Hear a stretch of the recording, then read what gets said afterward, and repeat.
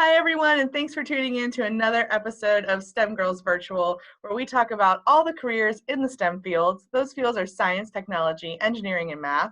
My name is Becca, and I'm here on behalf of Cincinnati Museum Center with a very special guest. She's a pediatrician at TriHealth. Her name is Dr. Andrea Rinderknecht, and we are so excited to learn from her today. Hi, how are you? Hi, I'm doing great. Thanks. How about you? I am pretty good. I'm ready to learn some new things, and I hope everyone at home is too. So without further ado, let's go ahead and get started. Great. Fantastic. So we know you're a pediatrician. Can you tell us a little bit more about what it is that you do at TriHealth in your job in general? Sure. Yeah, in my current job as a pediatrician in private practice, I primarily see patients in the office. Obviously, that's changed during this special time that we're living through. And so we're really having to be creative about how to see patients. And so sometimes it's not even always in person in the office. We're trying to be creative about how to see patients virtually via phone calls or even video visits. So that's definitely a new way that we're seeing patients that has been a challenge to adjust to, but also really kind of fun. Yeah, and do you see this virtual practice, this virtual medical world kind of continuing after all of this? Right now, it's necessary for a lot of people, but I've heard talks of it happening more and more in other parts of the world, these doctor booths where you can virtually go and get a checkup. Do you think we're going to see more of that now? I think we'll do more of it going forward than we've done in the past, but there's definitely something to be said for in-person visits where you definitely get a better feeling for how kids or patients are really doing. And the physical exam and things like vitals and measurements and weights and tracking people on a growth chart is still really important part of maintenance care and making sure kids stay healthy, as is obviously really important giving immunizations and other life-saving preventative treatments. So I think for the vast majority of care, in-person care will still be the top priority, but I think we're going to adjust and continue virtual care for things that we didn't do before. Very interesting. I'm very excited to see how this develops.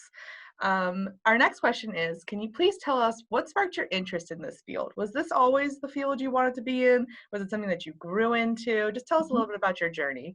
Sure.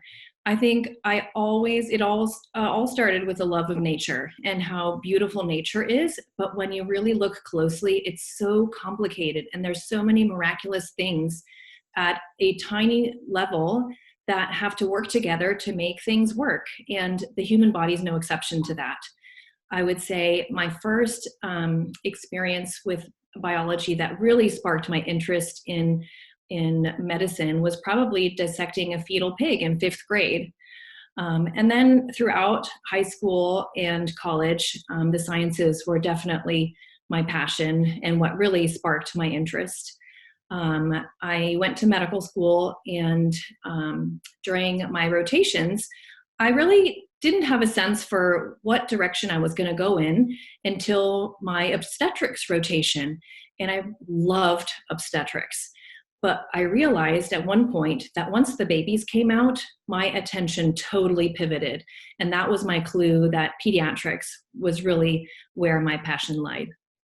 And can you define obstetrics for us a little bit for those who might not know? Sure. Yeah. Obstetrics is the care of women who are pregnant. And as part of that, you not only keep women healthy during their pregnancies and monitor the fetuses and the babies as they're growing inside their abdomens, but you also deliver babies and do postpartum care or take care of women after the babies have been delivered. Very interesting. That sounds like such an interesting path. I love how you started with nature and then moved into where you are now, because everything does start with nature. So that's fantastic. And nature is something that everyone can go explore right now, today, tomorrow. That's something we all have access to. So we encourage you to go explore, go learn some stuff. Next question is, what is one of the coolest or most interesting experiences that you have had as part of your career? Ooh. I know it's a tough one. That is tough. Yeah, because my career has definitely evolved. I didn't start out as a community pediatrician. I actually started working in a hospital. I did what's called a fellowship in emergency medicine. A fellowship is kind of the next step after residency training. So when you finish medical school, you're a doctor, but there is so much more to learn to really do the best you can taking care of the group of people that you choose are going to be your set of patients. And so in my case, that was children. So pediatrics is taking care of children. And so you do a residency, which helps you learn how to specifically take care of children and their unique needs, because the needs of a 6-month-old are very different than the needs of a 1-year-old, which are super different from a boy who's going through puberty or someone who's almost an adult. And so you do a residency, and I did mine in pediatrics. And then within pediatrics, there's even more specialization if you decide you want to do that. You could be a gastroenterologist, which is someone who specializes in your GI tract, like the liver, the stomach, the intestines, the pancreas. You could study cancers. You could study people's kidney function. And I chose to do a fellowship, which is the next set of training, in emergency medicine. So for the first almost decade of my life, I actually worked in an emergency department taking care of kids. And so obviously in that setting, there is a ton of interesting cases, terrible cases, fulfilling cases where you can really help families and save lives even. And so having had that experience, it definitely makes it hard to pick out one thing that stands out. I'm sure. I would say the most interesting and fulfilling and eye-opening experience that I've had as a pediatrician is actually working in countries like Haiti or Honduras or South Africa and doing volunteer medical work in those countries, taking care of kids who don't typically have access to the type of care that we provide here in the United States. So in healthcare systems where they don't have the same tests available or x-rays, or where sometimes they don't even have the access to knowledge that we have in the type of centers that we live in. So visiting people in those settings and really appreciating how lucky we are, not only in how we live, but in how our healthcare system allows us to stay healthy and get immediate care whenever we need it, was really fulfilling. Thank you. That's such a great story. And it's so wonderful to hear that you're able to go and volunteer your time in those countries that need help and helping those kids. So thank you for doing things like that. People like that help the world go round, and we appreciate you. Our next question is, what is a challenge that you have faced on your journey to come to where you are today, and how did you overcome that challenge? We all know that we're going to face challenges in life, whether it's in this current situation or if it's, at work or school or just in a personal situation. Everyone faces challenges, and sometimes the easiest way to learn to overcome those challenges is to learn from how someone overcame one of their challenges. So we would love to learn from you and your experiences. Yeah, I would say my biggest challenge has been accepting when I need to make a change. So throughout my career, I've changed myself, and I've matured and I've grown, and I now have my own family, and my priorities have changed, and I've learned a lot more about myself and my personality. And so one of my challenges has been to figure out not only how to balance my career in science and medicine with that of being a mom and a wife and a sister and a daughter and a good person, but also to figure out whether the career I've chosen is still the right one for me. And if not, how can I pivot and adapt and learn to find something that's going to continue to be meaningful for me and fulfilling, and that's going to bring new opportunities for learning and for connecting with people, and kind of remembering to be flexible, that whatever you choose to do doesn't have to be the thing you do forever. I think we all continue to grow, and it's important to keep evaluating who you are and who you've become and what's going to make you happy in your life and how you can contribute to the world in a positive way. And it's okay to make change. Change can be really hard, and figuring out what the thing is that's the right fit for you can be really hard. So it's definitely important to reach out to people you trust, who you can ask questions and learn from, and get experience vicariously through, to kind of explore opportunities for things that might be the right thing for your next step.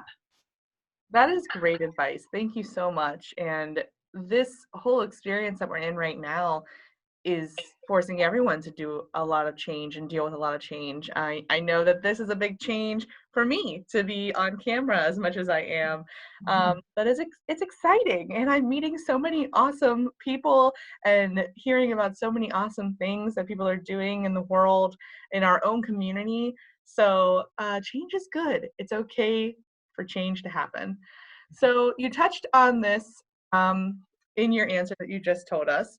Our next question is, what is some advice you'd like to give any young person who might want to pursue a career in a STEM field, whether it's pediatrics or another type of medicine, or really any field in STEM? You touched a little bit about, seeking advice and reaching out to people, but any other advice?